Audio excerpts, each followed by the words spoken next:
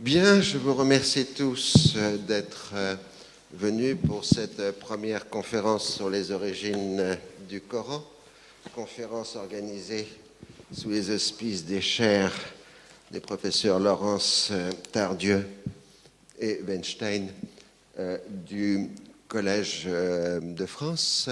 Notre invité d'aujourd'hui est le professeur Manfred Kropp, qui est de l'Université de Mayence, mais qui dirige aussi l'Orient Institute de Beyrouth et d'Istanbul, c'est-à-dire le grand institut de recherche allemand comparable et d'ailleurs voisin et ami des instituts français de la même région où nous avons de nombreuses coopérations. Monsieur le professeur Kropp est, s'il m'excuse de le dire, un peu un orientaliste à l'ancienne, comme on n'en fait plus, c'est-à-dire quelqu'un qui a été formé à la connaissance philologique des principales langues du Proche-Orient moderne, mais aussi ancien, puisqu'il connaît à la fois le turc, l'arabe, le persan, les langues sémitiques anciennes, le sud-arabique, l'araméen, le syriaque. Et il s'est aussi largement étalé sur l'Éthiopie, si mes souvenirs sont bons. Donc c'est quand même un vaste continent sur plusieurs millénaires dont il est un spécialiste sur le plan de la philologie. Et d'ailleurs, ses travaux s'étendent à peu près sur tous ces sujets, depuis les langues sémitiques anciennes jusqu'à la littérature arabe contemporaine, ce qui ne peut faire que des jaloux dans l'université française devant de telles qualités et de tels talents de connaissance. Alors, le Collège de France s'est honoré de sa présence. Il faut rappeler qu'il y a près d'un siècle et demi, il y a 143 ans, en 1862, Renan avait fait une célèbre leçon inaugurale sur les langues sémitiques, dont l'histoire a retenu une formule qui était peut-être un peu abrupte: Jésus, cet homme incomparable, et qui n'était pas Dieu. Alors, certes, il ne s'agit pas aujourd'hui de commencer à refaire les leçons de Renan, mais de nous mettre dans la perspective des études philologiques qui permettent de reconstituer une image assez différente que celle que nous a donnée la tradition sur les origines de l'islam, ou en tout cas, dans le cas précis, sur un texte, le Coran. Je terminerai ma présentation en vous citant un texte d'un auteur que vous n'attendez pas du tout à être cité ici. Il s'agit d'un certain Napoléon Bonaparte qui, à Sainte-Hélène, a rédigé des observations sur la tragédie de Mahomet par Voltaire. Alors, il ne s'agit pas du texte directement des observations, mais d'une conversation d'après-dîner à Sainte-Hélène, tel que le rapporte le mémorial de Sainte-Hélène. Je vous cite ça. Les hommes qui ont changé l'univers, faisait observer l'empereur, n'y sont jamais parvenus en gagnant les chefs, mais toujours en remuant les masses. Le premier moyen est du ressort de l'intrigue et n'amène que des résultats secondaires. Le second est la marche du génie et change la face du monde. De là, l'empereur, passant à la vérité historique, doutait de tout ce qu'on attribuait à Mahomet.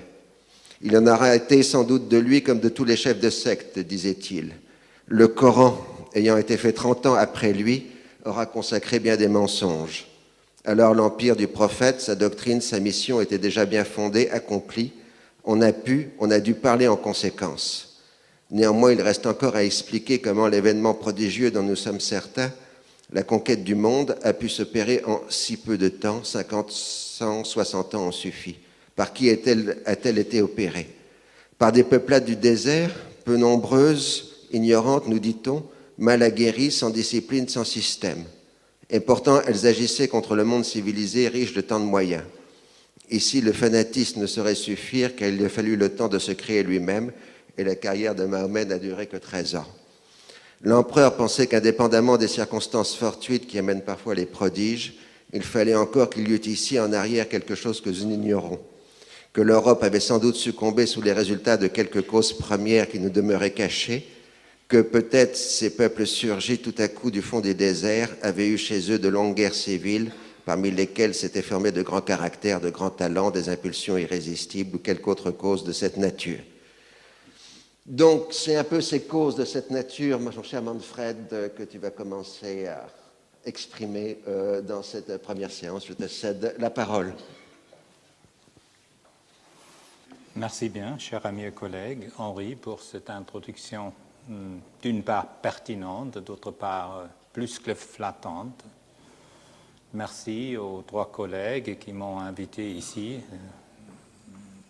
les trois chers au Collège de France, M. Laurence, M. Weinstein et M. Tardieu. Je me sens honoré d'une manière non méritée d'être ici, délivrer une conférence. Merci au public d'être venu de si bonne heure et je l'espère de m'écouter aussi pour une petite heure. Bon, d'abord, comme c'est bien le cas avec le philologue, une petite correction. Je me souviens bien d'un livre fameux et banni en Iran, d'un dissident persan, Ali Dashti, qui a bien donné le titre 23 ans de carrière à sa biographie de Mahomet, que je vous conseille de lire parce que c'est une voix du monde musulman qu'on n'attend pas à se faire entendre, soit dans ses opinions, soit dans ses perspectives futures. Donc Ali Dashti, 23 ans, un texte à lire. Le Coran est en grande partie un livre opaque. En ce cas, pour une rare fois, je peux souscrire à la formule d'un collègue avec une totale conviction. Et je crains que ces conférences que je vais prononcer ne feront pas que le Coran devienne un livre moins opaque. Trop grands sont les tâches à accomplir et les obstacles à surmonter. Il y a des raisons multiples pour cette opacité. 3 d'entre eux touchent à ma spécialisation et mes champs de recherche. L'opacité est due d'abord aux aléas de la graphie défective et incertaine dans laquelle les textes du Coran ont été mis originalement par écrit. Éclaircir cela, si jamais possible, est la tâche d'un épigraphiste du domaine des langues et alphabets sémitiques, notamment du sémitique du Nord-Ouest. L'opacité est due également aux difficultés présentées par une langue archaïque qui était déjà difficile d'accès aux lecteurs et commentateurs musulmans du IXe siècle et au-delà. Le linguiste spécialisé dans l'histoire des langues sémitiques en général, ainsi que le philologue qui s'occupe de l'ensemble des littératures et des écrits s'exprimant dans des alphabets et idiomes divers, doit contribuer à la tâche scientifique collective de jeter de la lumière sur cette opacité. Et ce n'est pas par hasard que justement la question « quelle est la langue du Coran par rapport à l'Arabia Fusha, l'arabe classique, et quelle est la place de cette Arabia dans le cadre de développement historique des langues sémitiques ?» Donc une question posée avec tant de réponses et aucune conclusion définitive. Enfin, pour les textes engagés dans des questions d'ordre social et légal ou des situations de conflit et de polémique, l'opacité peut être due à la volonté des compositeurs de les abstraire autant que possible de tout cadre historique. Donc, vous voyez, petit à petit, j'entre dans le domaine du dangereux un peu. Si on pense que je parle des études coraniques et des textes coraniques. Alors, c'est l'historien qui prend la parole dans l'affaire. Ce sont précisément les raisons pour lesquelles je m'attache à l'étude du Coran comme épigraphiste et philologue avec de fortes tendances d'historien. Ainsi, je cherche à comprendre le texte du Coran de la même manière et avec les mêmes instruments de la critique textuelle, dans le sens le plus vaste du mot, critique textuelle, souvent appelée mineure ou basse, mais je suis assez fier d'être un partisan de cette critique textuelle mineure et basse. Alors avec lesquels je travaille sur le premier écrit en langue ou écriture arabe pré-islamique.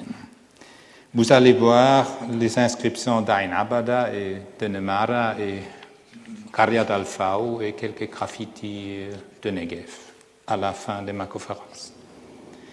Ainsi, je suis intéressé au texte, mais pas engagé avec son contenu. J'accepte avec une certaine distance tout résultat de recherche soumis à la critique et à la discussion des scientifiques qui appliquent la méthode commune et la raison, bien que relative et limitée, humaine. Cela me distingue de tout croyant qui lit le texte avec un intérêt spirituel, voire qui veut y trouver l'orientation de sa vie et son sens. Donc, c'est grave, je ne vise pas le dialogue entre les convictions religieuses et la religion tout court. Mon but est la participation de tous, croyants et mécroyants, agnostiques compris, la participation dans la tâche commune, voire universelle, de la science rationnelle, séculière, positive, peut-être même encore positiviste. À la Foire du livre de Francfort va paraître un ouvrage sur le Coran des spécialistes allemands intitulé, et je reprends le début de mon introduction, « Die dunklen Anfänge », les débuts dans les ténèbres. Ici aussi, je crois malheureusement que les ténèbres ne vont pas se dissiper avec ce livre, ou seulement très partiellement, mais une conséquence de cet ouvrage, qui va apparaître, comme je dis, auquel j'aurais dû participer, consiste en un changement de programme de mes conférences que j'annoncerai plus tard. Donc, vous n'allez pas échapper à ma spécialisation d'éthiopisant. Je vais vous présenter dans la 3e conférence un bel exemple d'influence éthiopienne sur le Coran. Bon, les digressions d'un épigraphiste, libre lecture du racine coranique.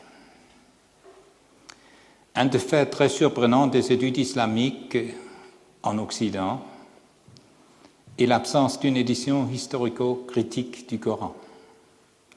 Une telle entreprise avait pourtant débuté dans la première moitié du XIXe siècle en liaison avec les études critiques des textes de la Bible et de la littérature ancienne en général. Au début du XXe siècle, la seconde édition de l'histoire du Coran de Nöldeke soulignait le progrès accompli et tentait de résumer les résultats plutôt inégaux en ce domaine. D'ailleurs, une petite remarque plutôt anecdotique, mais aussi symptomatique pour l'état intellectuel, non seulement du monde musulman, monde arabe, peut-être le nôtre compris. La traduction arabe de cette histoire du Coran qui est apparue l'année dernière à Beyrouth a été bannie par une fatwa de Dar al-Ifta à Beyrouth parce qu'insultante et offensif à la pensée musulmane et à la tradition du prophète et ses épouses, notamment ses épouses. Peut-être difficile d'apprécier un tel jugement si on connaît ce livre très sec, même austère, de résultats philologiques dans la recherche. Si on le lit dans n'importe quelle langue occidentale, ça semble banal des acquis de la science. Si on le lit en arabe, ça c'est un premier symptôme, avec quelle langue et quel monde on a affaire, on a des frissons sur le dos, en lisant le même texte seulement traduit en arabe. Donc il s'agit bien d'une langue particulière, même très particulière, dans laquelle on s'occupe. 2 projets majeurs qui avaient pour but de compléter la tâche, donc une édition historico-critique du Coran, des professeurs Jeffery et Bergstresser n'ont jamais vu le jour. J'en parlerai brièvement après. Ainsi, le XXe siècle nous a laissé avec l'édition canonique du Coran, l'édition de Hazar, publiée pour la première fois dans les années 20 du XXe siècle, qui est utilisée en fait comme base du travail scientifique sur le Coran, même en Occident. C'est à peu de choses près, comme si les études bibliques reposaient sur la Vulgate de Jérôme ou la Vetus Latina comme texte fondamental. Chaque comparaison a ses inconvénients, mais laissons là, ici, on va réfléchir. Les 2 dernières décennies du XXe siècle ont mis au jour des preuves épigraphiques pour les sources textuelles en arabe. Depuis la période pré-islamique jusqu'au premier temps de l'islam. Vous verrez les graffitis du Negev trouvés en actuel Israël, quelques autres inscriptions trouvées au Hauran et dans la région limitrophe entre la Syrie et le désert syrien. Des lectures cohérentes et plausibles de tels textes ne peuvent venir que d'une méthode rigoureuse.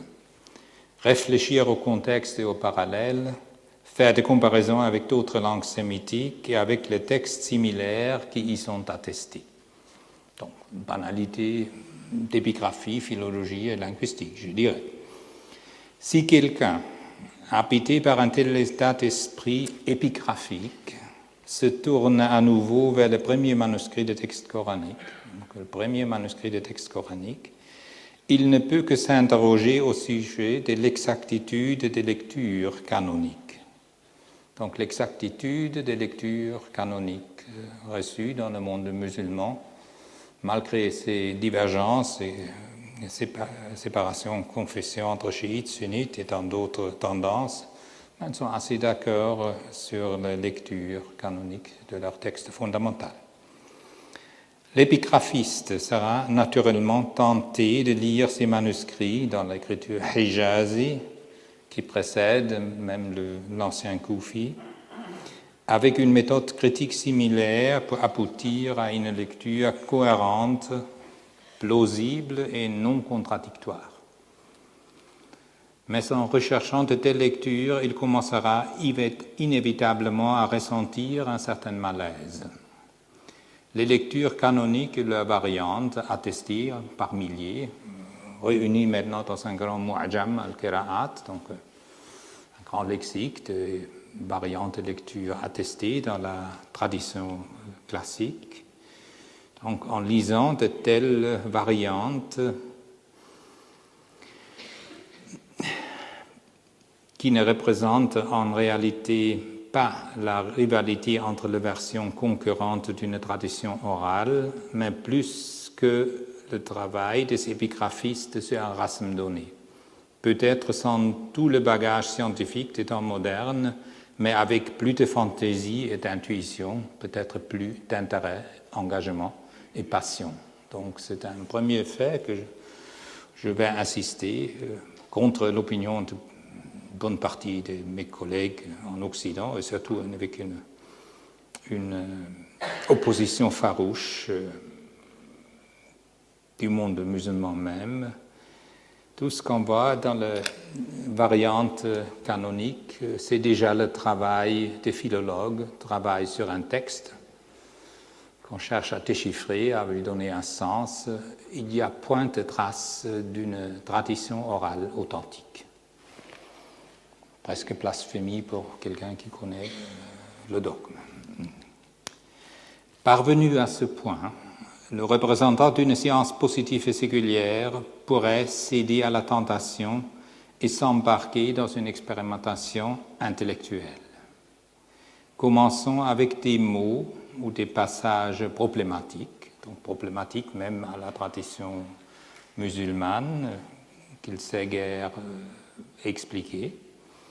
Il pourrait faire tout son possible pour examiner les textes comme s'il déchiffrait et interprétait des anciennes inscriptions arabes.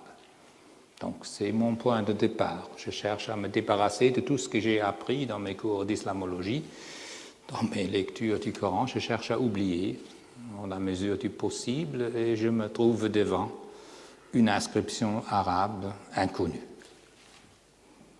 Si ces interprétations en venaient à révéler des régularités distinctes, il serait en droit, l'épigraphiste imaginaire, de formuler correctement une hypothèse sur les règles orthographiques, la grammaire et la sémantique du langage coranique. Probablement vraiment révéler du matériel directement et par l'analyse, je dirais l'autopsie et l'analyse directe. Et si le résultat final n'était rien de plus que l'art pour l'art, bon, ça on peut l'accepter, comme académicien on a bien l'habitude de supporter de tels reproches. Il pourrait, ironiquement et paradoxalement, être capable de justifier son travail, même sur un plan religieux et théologique.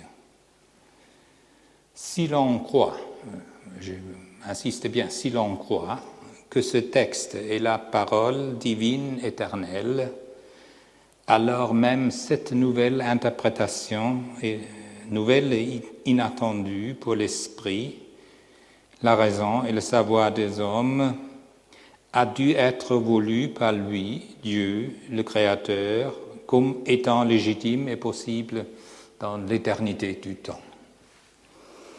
Et c'est la fin de la concession à la théologie. Vous ne sentirez point un mot, je crois. Du moins pas aujourd'hui, c'est la théologie.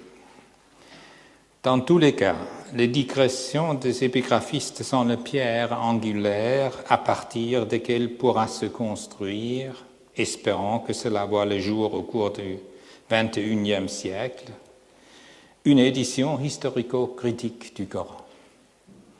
Elle devra être fondée sur le manuscrit le plus ancien et reporter et commenter toutes les lectures attestées, plausibles et conjecturales. Alors, qu'est-ce que pourrait être la critique textuelle du Coran? Elle pourrait en premier lieu orienter la recherche vers le plus vieux fragment, les manuscrits du Coran, mais le plus vieux. Et ma deuxième conférence, la semaine prochaine, effectivement, portera sur le plus vieux fragment coranique, pas sur parchemin ni sur papier, mais sur pierre, jusqu'à maintenant pas reconnu comme tel et ni commenté ou interprété. Cette tâche a été entreprise par le projet du professeur Bergstresser à Munich dans les années 20 du siècle dernier et a été accompagnée par les recherches du professeur Arthur Jeffery avec une orientation quelque peu différente. Le projet de Bergstresser, les années 30 à Munich, a pris fin lors de la Seconde Guerre mondiale. Son successeur, Anton Spital, qui est récemment mort, n'a pas pris grand soin de cet héritage. Ça arrive souvent, l'élève devient le successeur, ensuite s'oriente un peu dans d'autres secteurs. Les films des manuscrits du Coran réalisés dans des collections importantes, il y a plus de 15 000 fragments coraniques filmés, comme celle du Caire et d'Istanbul, ont terminé miraculeusement au séminaire pour les études arabes de l'Université de Berlin, où ils attendent un sort incertain. Beaucoup incertain parce que l'existence de cette collection a été niée pendant plus de 40 ans.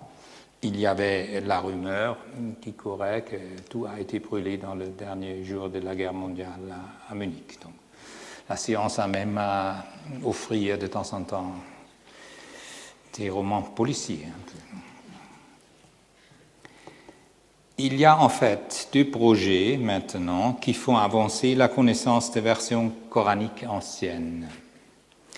La recherche sur le fragment coranique de Sanaa, découvert il y a 30 ans dans la Grande Mosquée. Une équipe de scientifiques tunisiens a récemment repris la tâche d'étudier ces textes. Ça fait pas mal de clameurs dans la presse. Les derniers 25 ans, il y a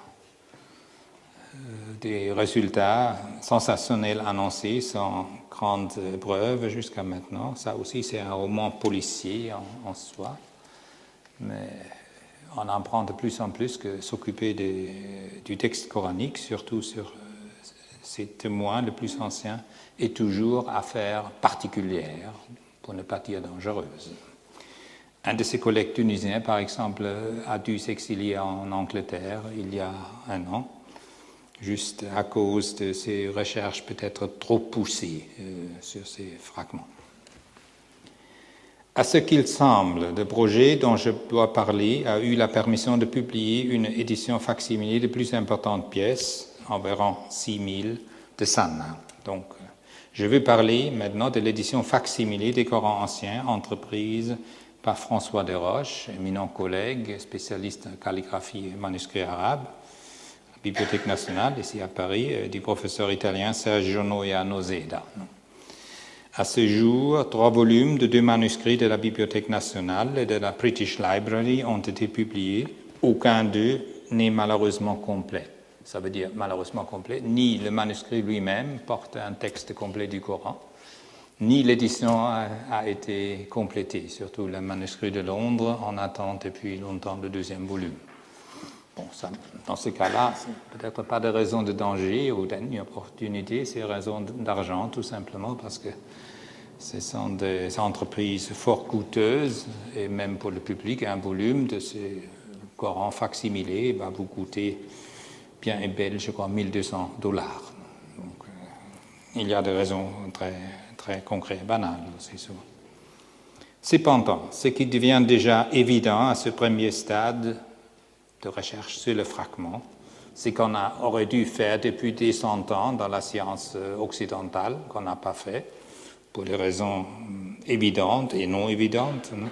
Tous ces manuscrits nous en diront beaucoup sur l'histoire du développement de l'orthographie arabe, les matres lectiones, la représentation du Hamza, la voyalisation du texte. Nous pourrons retracer, tradition islamique et canonique mise à part, l'histoire de la version canonique au cours de son élaboration. Certainement, un des résultats possibles sera une critique de la Vulgate d'Othman, donc ottomane dans ce sens calife, si on me permet d'utiliser cette terminologie très pragmatique pour des raisons de brièveté. Donc, dans ce qu'on voit maintenant, tous ces fragments ont une cohérence et stabilité surprenante. Il y a très peu de différences matérielles dans le rasm, c'est-à-dire le consonantisme du texte. Les divergences portent surtout sur la séparation de vers, sur la séparation de surah, donc les différents chapitres, et des détails ou quisquiglia philologiques de nature orthographique. Mais sinon, c'est vraiment surprenant comment le texte, dès le début de son attestation matérielle, ait une stabilité énorme, extraordinaire. Mais il faut bien ajouter, naturellement, le premier fragment, très bref, sont déjà à distance de plus de 60-70 ans de la mort du prophète. Mais ce que nous n'aurons pas, je veux dire avec ces éditions, études de vieux fragments coraniques, et ceci est essentiel à souligner, ce sont des aperçus sur les variantes plausibles et possibles du Coran au cours de son élaboration. Donc ça aussi, un second blasphème, je parle d'une élaboration du texte dans l'histoire. Ça va s'éclaircir petit à petit dans la prochaine conférence, mais disons, affirmation ou attestation dangereuse. Pour le dire clairement, les variantes du rasm, donc le texte consonantique sans point diacritique, ni voyelles, ni d'autres signes additionnels, sont peu nombreuses et peu de signification. Nos textes, transmis dans un système d'écriture déficient, ont depuis le début une forme bien délimitée, comme je l'avais dit, Certaines exceptions sont le titre des suras, ça peut changer, leur succession, l'usage de la basmala, donc le logis au début d'un texte, au nom du Dieu, etc. Certaines exceptions sont le titre de surah, comme je l'avais dit. L'édition critique de tout cela, on parle, bien, ils sont une trentaine de milliers de fragments du premier siècle de l'Hégire. Donc, nous révélera donc très peu de choses à propos de l'histoire du texte écrit. De la même façon que les variantes et les lectures dans la littérature canonique, Qira'at, que j'avais déjà mentionné. Ça, on peut s'assurer directement dans un ouvrage d'érudition occidentale. Le professeur Arthur Jeffery a publié quelques matériaux pour l'histoire du texte du Coran. Et effectivement, les variantes matérielles dans le consonantisme ne sont pas trop importantes. Plus important, les centaines de lectures se révèlent elles-mêmes de façon claire comme une conjecture de philologue. Parfois naïve, parfois sournoise, elles n'en demeurent pas moins des conjectures venant des gens avec rien de plus en main que le rasm dans le texte écrit du Coran, quelques savoirs de l'arabe sous des formes diverses, la poésie de la Jahiliya, donc du temps pré-islamique, l'arabe ancien parlé, qu'il ne faut pas négliger ni oublier, et des notions sur les traditions historiques et religieuses du Proche-Orient au sens large. Donc c'était un peu le bagage scientifique avec lequel un commentateur du Coran, dans le 22e, surtout 3e, 4e siècle, travaillait sur un texte. Et j'insiste, je répète, il n'avait probablement, c'est contre toute probabilité, pas de tradition orale qui l'assistait à sa tâche. Par contre, nous fait toujours défaut le reflet d'une tradition orale du texte coranique. Transposition de points diacritiques, vocalisation alternative, différents mots obtenus en additionnant des matres lectiones et la hamza. Tout cela n'est que du matériel philologique. Cela devient immédiatement clair lorsqu'on passe aux variantes dans la transmission des hadiths, donc les dictons du prophète. C'est bien tout à fait un autre domaine des études musulmanes classiques. Il y a le Coran, naturellement, il y a d'autre part la Sunna, dont la source principale, la plus importante, sont les dictons du prophète. Je ne vais pas entrer dans la question d'authenticité de tels dictons, parce que si on croit à tout, le prophète aurait dû parler pendant 250 ans constamment, pour prononcer tout simplement ce qu'il est réputé de dire. Non. Donc, non seulement le hadith, donc le dicton du prophète, possède un vocabulaire et lexique très différents, mais ces variantes démontrent très souvent qu'il a pour origine une tradition orale. Si cette tradition est inventée ou pas, maintenant en tout cas, ça s'est transmis aussi par voie orale. Façon différente de dire, avec des synonymes, l'ordre des mots changé, phrases complètes formulées différemment, etc. Cela mérite d'être dit aujourd'hui, d'autant que nous ne disposons pas, il faut le répéter, d'une édition critique de l'une de 6 collections canoniques. Donc, même situation comme pour le Coran. Pour le Sahih al-Bukhari, par exemple, donc la collection authentique des dictons prophètes, nous avons à notre disposition 2 éditions quasi canoniques, celle de Boulaq en Égypte et celle des Ottomans faite à Istanbul. Et toutes les autres éditions imprimées dérivent d'elles, mais on ne sait rien sur la base manuscrite de ces textes édités. Il nous manque une collection, un recensement de plus vieux manuscrits accompagnés d'une analyse critique de ce qu'ils peuvent nous apporter. Et là, c'est vraiment une tâche qui fait peur et décourage quand on pense à cette immense quantité de textes à scrutiner selon ou à base des manuscrits les plus connus. Ce serait pratiquement recommencer un travail, je veux dire un peu ironiquement, qui a mal démarré dans le XIXe siècle. Dès le début, les études orientales ou orientalistes n'ont pas tenu le pas avec le développement méthodique et théorique d'autres sciences historiques et philologiques en Occident.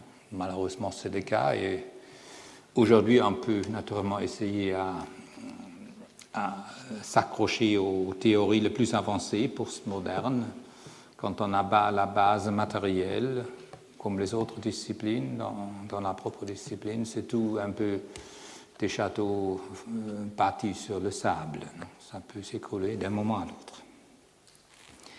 Pour le dire brièvement, la science séculière et positive de l'islam et de ses sources fondamentales doit toujours chercher, et maintenant une citation en allemand, ihre Entlassung aus ihrer selbstverschuldeten Vorwissenschaftlichkeit. J'utilise ici une variante d'une fameuse citation de Kant, l'émancipation de son état de pré-scientifique, je dirais,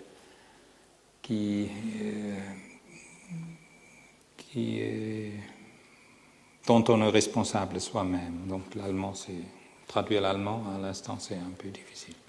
À s'émanciper donc du niveau pré-scientifique dont on est responsable. À la fin du XXe siècle, il faut le dire, la science occidentale, ou en général, séculière et positive de l'islam, doit encore s'émanciper du niveau pré-scientifique dont elle est responsable. Un coup d'œil aux disciplines voisines, études classiques, bibliques et romanes, rendrait plus clair ce que j'affirme.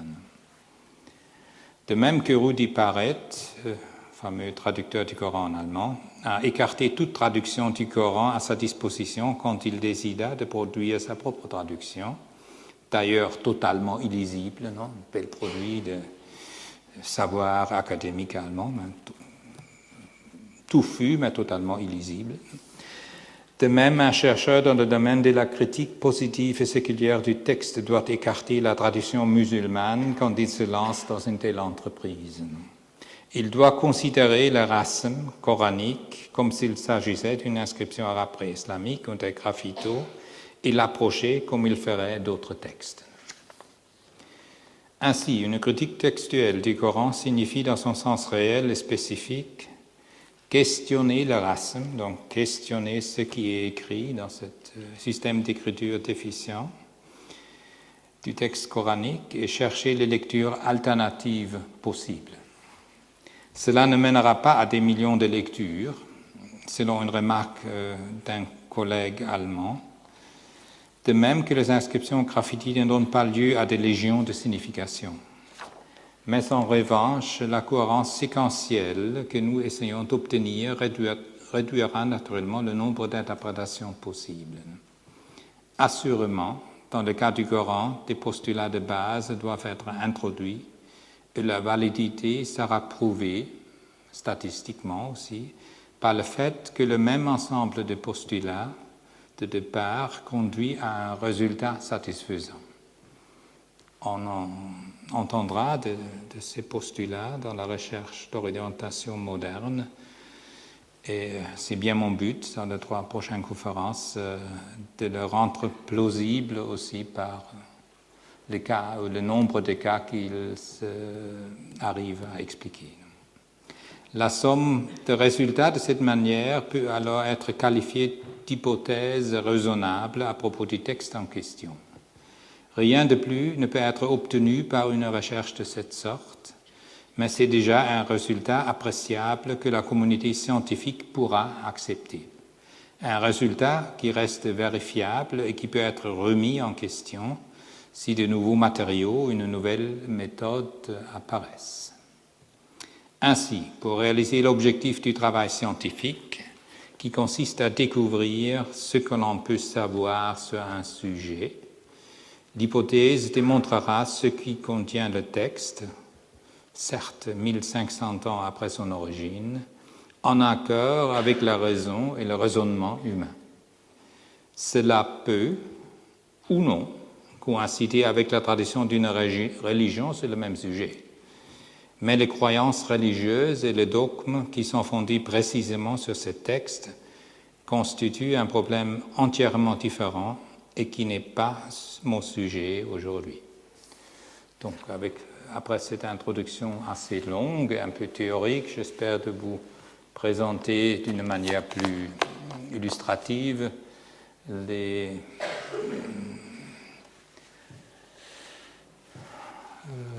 premiers témoins matériels de ce qu'on appelle l'arabe septentrional ou l'arabe classique.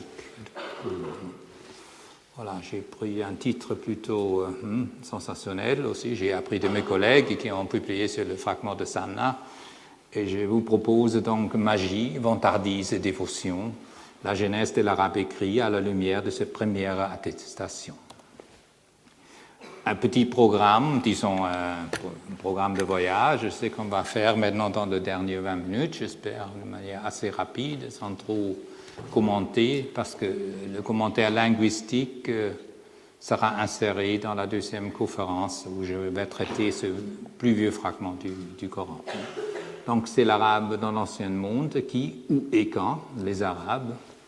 Je laisse de côté toutes les discussions si c'est un ethnos, ou si c'est un groupe professionnel, ou si c'est un mode de vie ou de production. Simplement, je vais vous présenter quelques images des arabes dans le monde ancien. L'arabe septentrional, donc ce qui va devenir ensuite l'arabe classique ou l'arabe standard d'aujourd'hui, et sa position dans la famille des langues sémitiques, très rapidement. Je ne vais pas faire un cours d'introduction aux études sémitiques générales. Comment écrire l'arabe septentrional, les alphabets utilisés par les anciens arabes? C'est quand même étonnant qu'il y a une multitude, on peut dire, des alphabets utilisés pour le premier essai de rendre par écrit cette langue. Les différentes branches de l'arabe sont septentrionales, les ancêtres de l'Arabia dans le premier écrit des Bédouins. Ça a aussi un effet assez extraordinaire.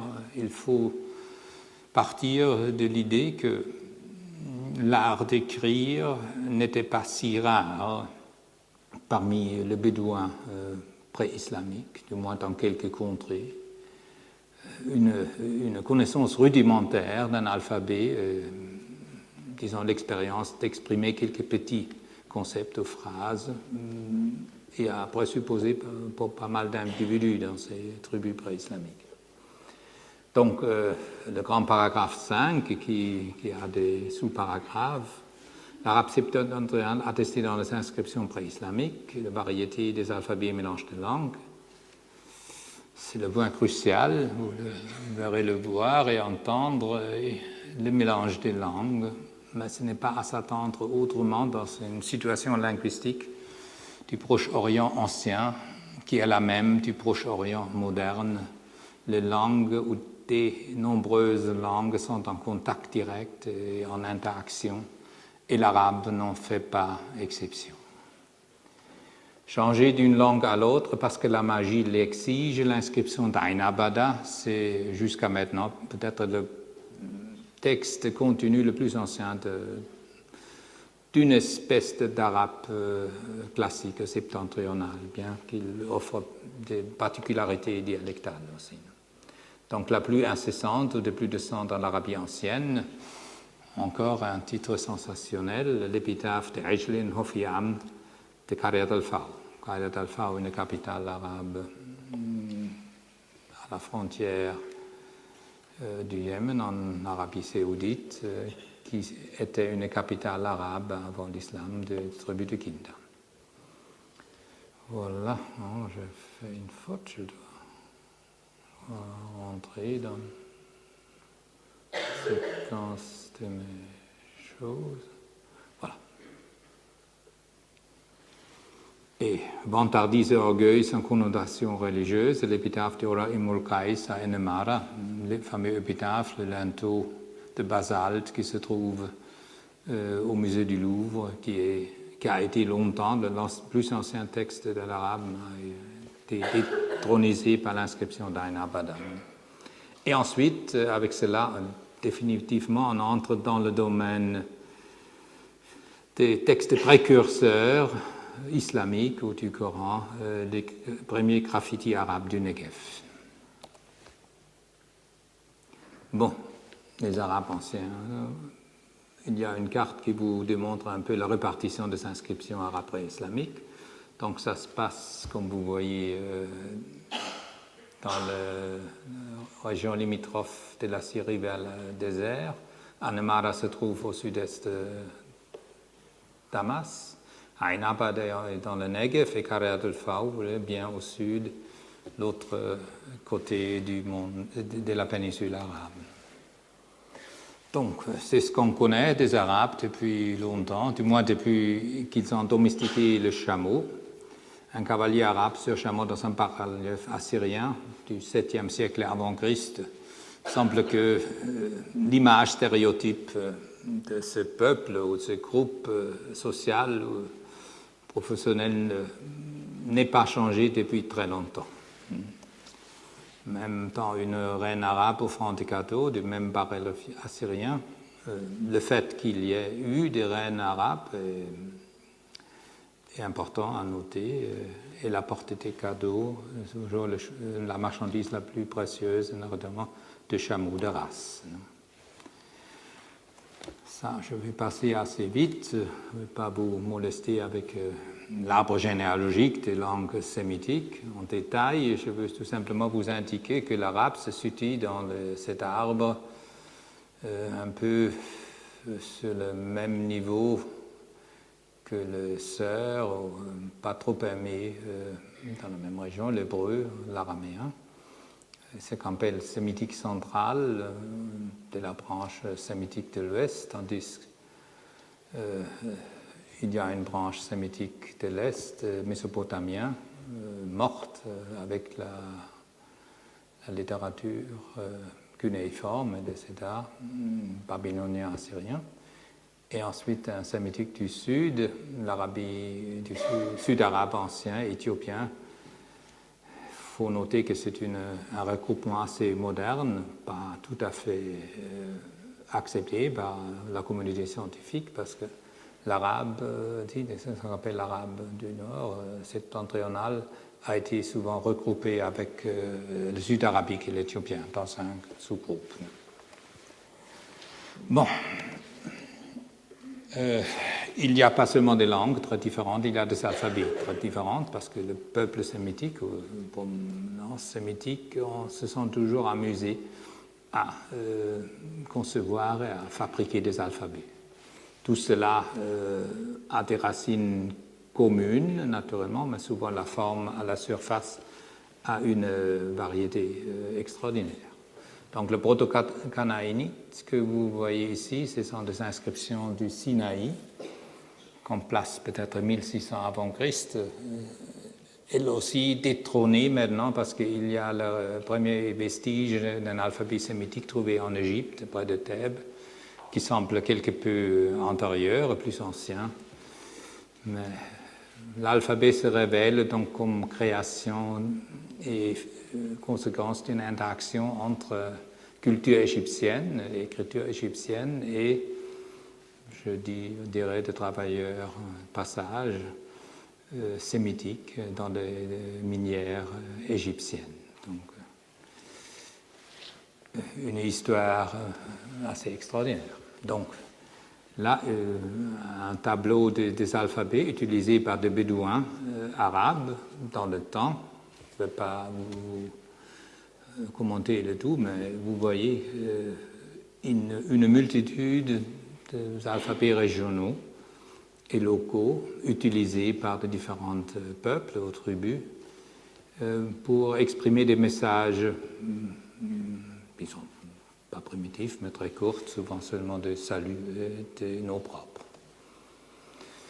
Là, on est encore dans le domaine des alphabets sud-sémitiques, notamment l'alphabet sud-arabique.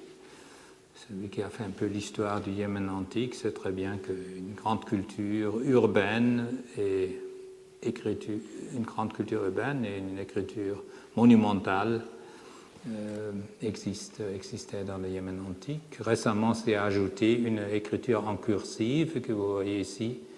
Il y a de petits bâtonnets de bois de toutes sortes, où on écrivait avec un petit couteau ou une petite aiguille des messages de toutes sortes, lettres privées, lettres commerciales, documents juridiques, et qui démontrent une écriture tout à fait différente de l'écriture monumentale.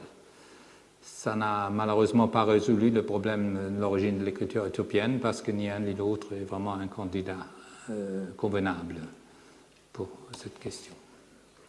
Bon, là, on est déjà dans un domaine plus proche à l'écriture arabe, telle qu'on connaît aujourd'hui.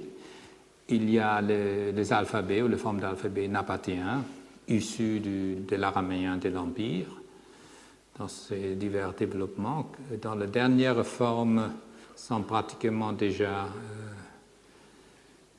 identiques ou très proches à ce que devient l'écriture arabe classique, mais pas sans influence, je dirais, sensible d'un autre alphabet classique du monde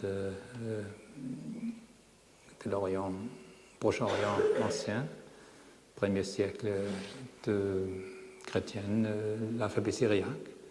Et le syriaque va nous occuper encore soit comme langue, soit comme écriture. Donc un tableau noir de temps ancien, c'est ainsi qu'il faut s'imaginer que ces Bédouins pré-islamiques ont laissé leur message aux amis, aux gens de passage. Des dessins de différents dialectes nord de l'arabe septentrional, mais pas tout à fait identique avec l'arabe. Ce qui manque toujours dans ces inscriptions, c'est l'article en al, qui pour nous est le shibboleth, donc le caractéristique pertinent de cette langue. On passe rapidement maintenant, parce que le temps nous presse, un peu aux premières citations de l'arabe, de la langue arabe septentrionale proprement dite. Donc je vous ai appelé l'inscription d'Ain Abada dans le Negev, et c'est là où ne pourra plus jamais être trouvé parce que les autorités israéliennes ont bien eu l'idée de la couper de la place et de la porter au Musée national de Jérusalem, où elle repose bien conservée, protégée, mais pas accessible au public. Je vous laisse à deviner peut-être des raisons politiques qui y sont derrière. Donc c'est là, cette petite pierre qui porte une inscription en écriture nabatéenne. Et dans les lignes 4 et 5 ici, sont bien un texte en langue arabe. Donc écriture nabatéenne, mais la langue est décidément arabe. On peut bien le voir dans un essai de transcription. Quelqu'un qui connaît l'arabe un peu, malgré les aramaïsmes évidents dans le texte, pourra se faire une petite idée de la nature de ce texte, très compliqué parce que d'interprétation tentative et hypothétique, disputée parmi les chercheurs, comme c'est bien normal. Je vous propose une de ces traductions à titre d'exemple. Je n'insiste pas que c'est la traduction. Qu'il ne cause ni sacrifice de vie, une divinité invoquée, naturellement, ni blessure, si la mort nous réclame, excusez-moi, la faute de tapage, qu'il décline sa requête, si la blessure s'infecte, produit de vers, qu'il, le ver, ne nous dévore pas. Donc c'est une petite magie, et on peut bien penser que c'est juste la nature de ce texte, comme texte magique, a causé le changement de langue. Le reste du texte est écrit en nabatéen, araméen, mais quand il s'agit de prononcer une formule qui doit avoir son pouvoir sacramental ou magique, donc, c'est la langue qui décide. Donc, on voit bien que dès le début, l'arabe, comme dans toute langue, l'arabe commence avec la poésie et la magie, comme l'allemand du reste. Le premier texte et l'allemand ancien sont des textes magiques.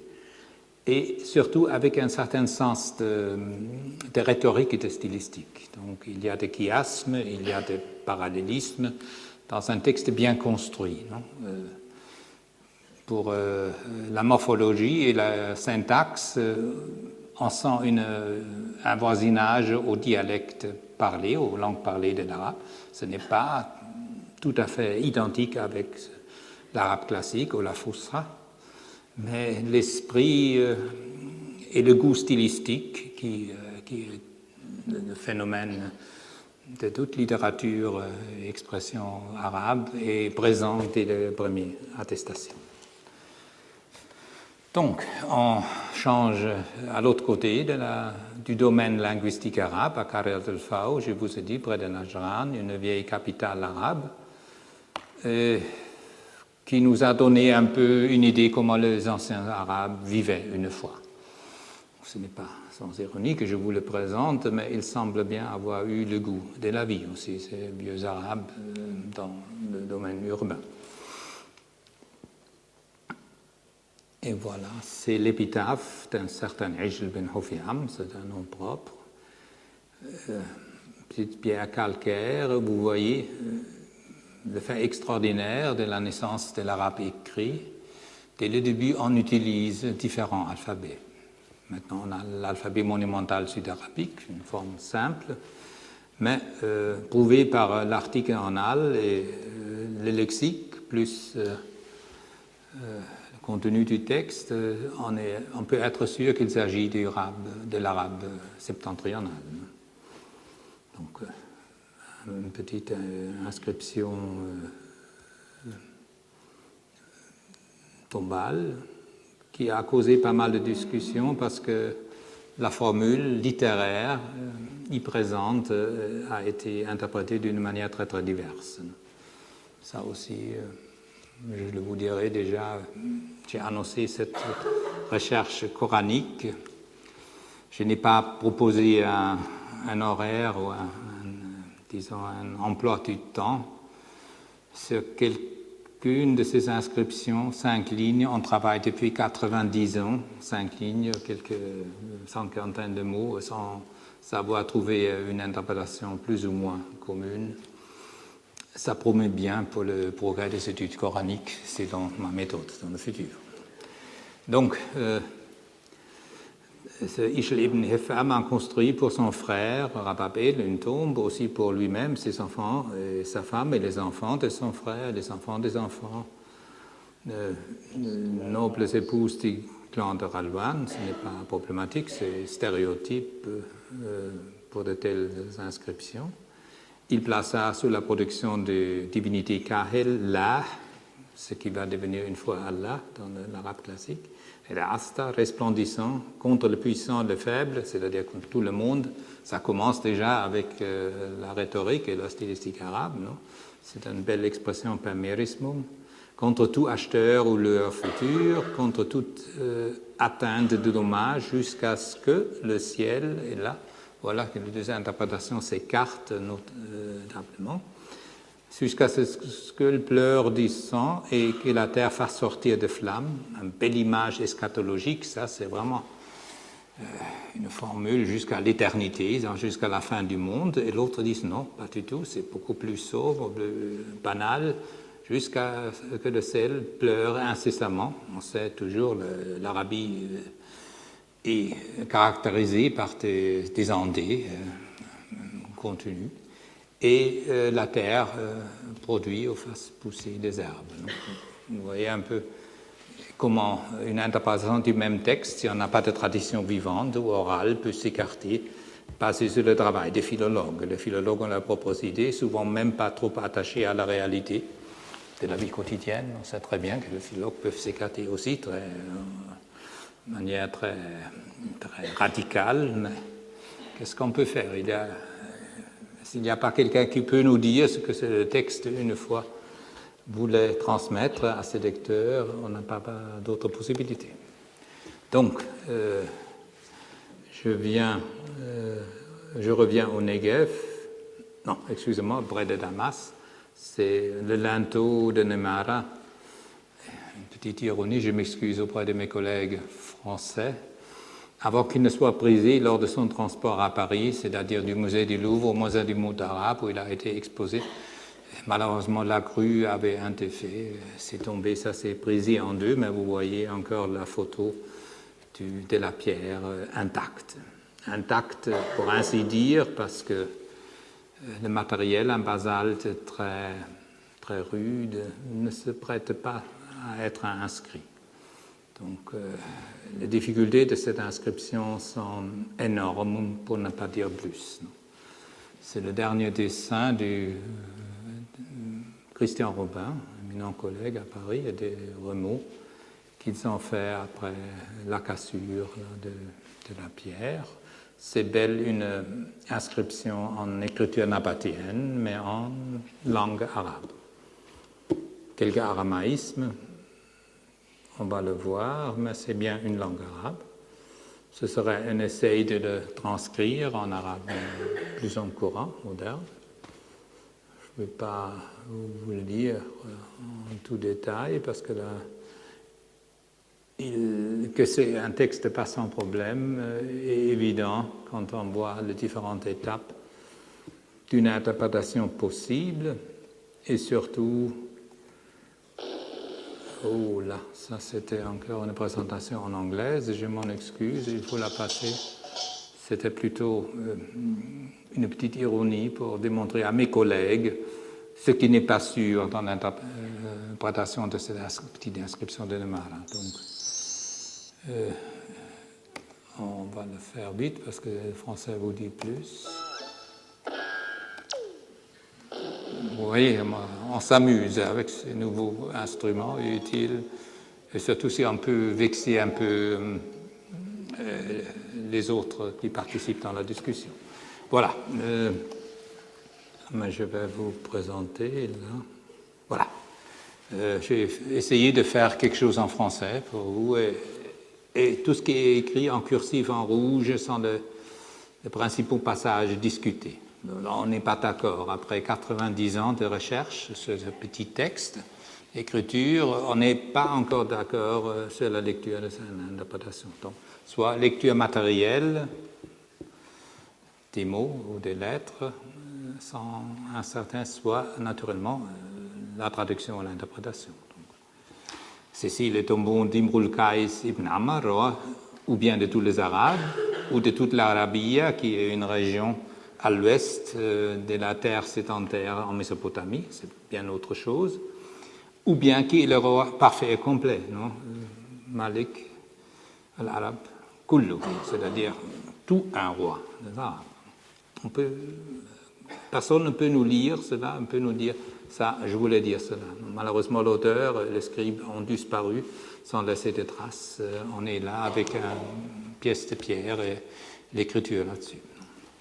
Alors, qui s'est couronné du diadème, ou bien qui a mené une campagne à la ville de Thaj. Ça réside dans le mot Thaj, qui peut être au Taj, peut être le Taj, la couronne, ou Thaj, comme nom propre d'une ville en Arabie orientale.